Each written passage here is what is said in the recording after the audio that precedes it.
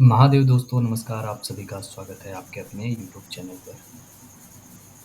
आरटीजेसीओ का जो नया सिलेबस है अब आ चुका है और जो पुराना सिलेबस है वो अब हटा दिया गया है और आरटीजेसीओ का जो नया सिलेबस है वो पूरी तरीके से बहुत बेहतर है पुराने सिलेबस से।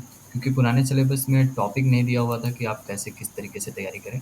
तो जो नया सिलेबस है उसको आप देखकर ये जान सकते हैं कि हाँ, हमें इस टॉपिक से पढ़कर रिटन एग्ज़ाम की तैयारी करनी चाहिए।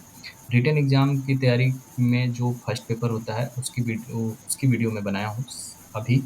और सेकंड वीडियो जो आएगा उसमें हम द्वितीय प्रश्न पत्र के बारे में बात करेंगे। और इंटरव्यू का जो सिलेबस है उसकी वीडियो मैं ऑलरेडी डाल चुका हूँ अपने चैनल पे। आप डिस्क्रिप्शन में जाकर लिंक से देख सकते हैं। यह धर्म शिक्षक साक्षात्कार का पाठ्यक्रम है। जो इंटरव्यू में जो सवाल पूछे जाते हैं उनके प्रश्न कैसे होते हैं और उन प्रश्नों से कितने-कितने नंबर के क्वेश्चन पूछे जाते हैं, उस पर यह वीडियो हमने पहले ही डाल चुका है, आप वहाँ से जाकर देख सकते हैं। और यहाँ पर जो कुल पूर्णांक है 100 नंबर का होता है और पासिंग जो मार्क का होता है, यहाँ मिसप्रिंट हो गया है, वह 40 होता है। यह विषय सूची जो आरटीजीएसयू का रिज़ल्ट आया था, उसमें अंकित था, वहाँ से हम लोग यहाँ पर हिंदी टाइपिंग में करके आपके सामने रखे हुए हैं। आप इस सिलेबस को भी हमारे टेलीग्राम चैनल से डाउनलोड कर सकते हैं। तो आइए यहाँ हम बात करेंगे कि आरटीजीएसयू का जो नया सिलेबस है, वह किस प्रकार है। उस नए सिलेबस में क्या-क्या चेंजेस हुए हैं। क्योंकि जो पुराना सिलेबस है वो हमारे यूट्यूब चैनल पर है, आप वहाँ से देख सकते हैं।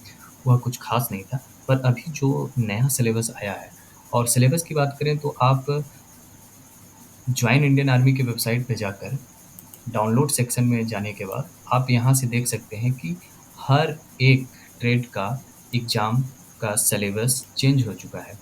यहाँ पर आप जब देखेंगे syllabus for general awareness religious teacher, RT का भी सिलेबस पूरी तरीके से चेंज हो चुका है। हवलदार का भी सिलेबस पूरी तरीके से चेंज हो चुका है और जूनियर कमीशन्ड ऑफिसर कैटरिंग का भी सिलेबस चेंज हो गया है।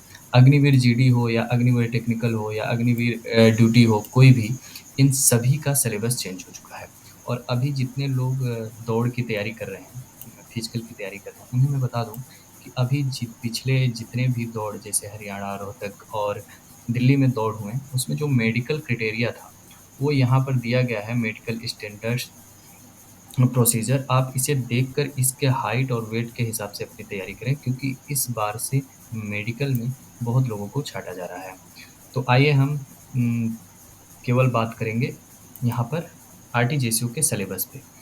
तो आरटीजीएसयू का सिलेबस जो चेंज हुआ है वो किस प्रकार चेंज हुआ है, क्या-क्या है नए सिलेबस में। तो यहाँ आप इंग्लिश में है, आप इसको हमारे टेलीग्राम चैनल पे भी डाउनलोड कर सकते हैं और इंडियन आर्मी के वेबसाइट पर भी जाकर डाउनलोड कर सकते हैं कि क्या-क्या सिलेबस नया आ चुका है। तो अभी यहाँ हम बात करेंगे केवल फर्स्ट पेपर की और दूसरे वीडियो में हम लेकर आएँगे कि सेकंड पेपर में क्या-क्या चेंजेस हुआ है। तो यहाँ पे आप दोनों देख सकते हैं, सभी के सभी धर्मों के जो सिलेबस हैं सब चेंज हो चुके हैं। एक होता है पर सेकंड पेपर जो अपने-अपने धर्म का होता है, वो भी चेंज हो चुका है। यहाँ पर जो इंग्लिश में दिया गया है सिलेबस, इसको आइए हम हिंदी में आपको बताते हैं कि कहाँ-कहाँ से प्रश्न पूछे जाएँगे। यह पाठ्यक्रम है सामान्य जागरूकता परीक्षा धर्म शिक्षक भर्ती 2023, नया सिलेबस आया हुआ है। तो पहला जो टॉपिक है भारत कर सकते हैं हमारे टेलीग्राम चैनल से भी और इंडियन आर्मी की वेबसाइट से भी। तो जो नया पाठ्यक्रम है भारतीय सेना धर्म शिक्षक का, उसके बारे में हम चलिए देखते हैं। किस टॉपिक से कितने प्रश्न पूछे जाएँगे, केवल उतनी ही बात करेंगे और इसके बारे में पूर्ण जानकारी हम बाद में नेक्स्ट वीडियो में देंगे। अभी हम देखेंगे कि सिलेबस हमारा क्या नया चेंज हुआ है। तो भारत पहला टॉपिक जो है भारत उपमहाद्वीप का भूगोल। भूगोल से कितने प्रश्न बनेंगे, किस-किस जगह से प्रश्न बनेंगे, उनको देख लेते हैं। भौगोलिक क्षेत्र और उसके निहितार्थ, जलवायु परिस्थितियों पर, पर्यावरण पर, वनस्पति जैसे पेड़-पौधे इत्यादि पर, कहाँ कौन से पेड़ पाए जाते हैं। जैसे बहुत सारे प्रश्न इस साल भी पूछे गए थे, जो अभी आप लोग एग्ज़ाम दिए होंगे, तो देख सकते हैं कि वनस्पति और पेड़-पौधे से भी प्रश्न पूछे गए थे। वन्य जीवन संरक्षण से भी प्रश्न पूछे जाएँगे। संसाधन संकल्पना और उनका प्रभाव, भूमि और जल, खनिज और कृषि, औद्योगिक विकास, व्यापार और वाणिज्य, परिवहन एवं संचार। ये पहला टॉपिक था आपका भूगोल से कि अब भूगोल से भी प्रश्न इतने जगह से प्रश्न पूछे जाएँगे। दूसरा जो टॉपिक है वह है आपका इतिहास से, भारतीय इतिहास। भारतीय इतिहास में प्रगति, विकास, सफलता और असफलता के कारण विभिन्न छोटी-मोटी जो घटनाएँ होती हैं, हुई हों, जो इतिहास में हमारे घटित हुई हों, उनसे प्रश्न पूछे जाएँगे। तो उस दूसरे टॉपिक से किस पर्टिकुलर जगह से पूछे जाएँगे, कितने सन से पूछे जाएँगे, वो भी दिया गया है यहाँ पर। जैसे प्राचीन काल 3000 ईस्वी पूर्व से लेकर 700 ईस्वी तक के अंदर जो भी इन घटनाएँ घटी हैं, उनसे प्रश्न पूछे जाएँगे। मध्यकालीन भारत की अगर बात करें या मध्यकालीन काल की बात करें तो 700 से लेकर 1700 ईस्वी पूर्व के अंदर जितने भी घटनाएँ घटित हुई हैं, छोटी-मोटी जो मुख्य हुई हैं, उनसे भी प्रश्न पूछे जाएँगे। ईस्ट इंडिया कंपनी भारत में कब आई? जैसे 1700 से लेकर 1947 तक भारत के आज़ादी तक जो भी घटनाएँ घटित हुई हैं, कौन-कौन से कंपनियाँ आईं, कौन-कौन राजा राज के या कौन-कौन से गवर्नर जनरल आए और फिर गांधी युग इत्यादि, इन सारी चीज़ों से भी प्रश्न पूछे जाएँगे 1700 से लेकर 1947। और उसके बाद अगला जो टॉपिक है आधुनिक भारत। आधुनिक भारत मतलब 1947 से अभी तक जो चल रहे हैं, वो भी प्रश्न पूछे जाएँगे। ये 2 टॉपिक हो गया। तीसरा जो टॉपिक है आपका भारत की संस्कृति और सांस्कृतिक विरासत।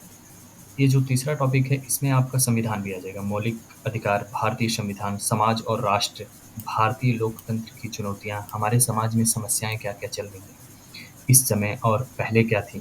भारतीय एकीकरण जो राष्ट्रीय में एकीकरण मतलब अलग-अलग स्टेट में अलग-अलग भाषाएँ बोली जाती हैं, उन सारी चीज़ों के बारे में भी प्रश्न पूछे जा सकते हैं। भारत की अर्थव्यवस्था, हमारी व्यवस्था क्या है? इकोनॉमिक्स कहाँ तक ग्रोथ की है? इन सारे सवालों को भी अब इस बार से पूछा जाएगा। यह नया सिलेबस है। तो 3 टॉपिक आपका कंप्लीट हो गया। यह चौथा टॉपिक है। चौथा टॉपिक जो है राष्ट्रीय भारत से जितनी भी चीज़ें घटनाएँ होती हैं, नवीन घटनाएँ या जो अभी घटित चल रही हैं, धर्म से लेकर या अपने नज़दीकी भारत देश से जुड़े हुए जो जितनी भी घटनाएँ हैं, उनसे भी प्रश्न पूछे जा सकते हैं। आधुनिक और नवीनतम विकास मतलब कौन से कार्य हो रहे हैं, कौन जैसे चंद्रयान को अभी भेजा गया, ऐसे बहुत सारे प्रश्न पूछे जा सकते हैं, कहाँ से कैसे पूछे गए।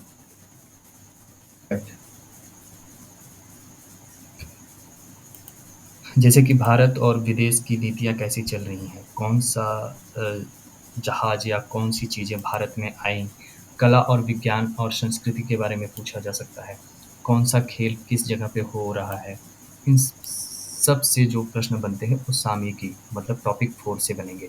नवीनतम घटनाएँ मतलब करंट अफ़ेयर जो होता है, राजनीतिक घटनाएँ जो अभी मुद्दे चल रहे हैं, कौन घटनाएँ जैसे अभी आपके प्रधानमंत्री कौन हैं, कौन रक्षा मंत्रालय है, किसके पास होम मिनिस्ट्री है, इन सारी सवालों को भी अब पूछे जाएँगे। विदेश नीति पे भी पूछे जाएँगे, विदेश मंत्री कौन है और वह क्या-क्या कार्य कर रहे हैं।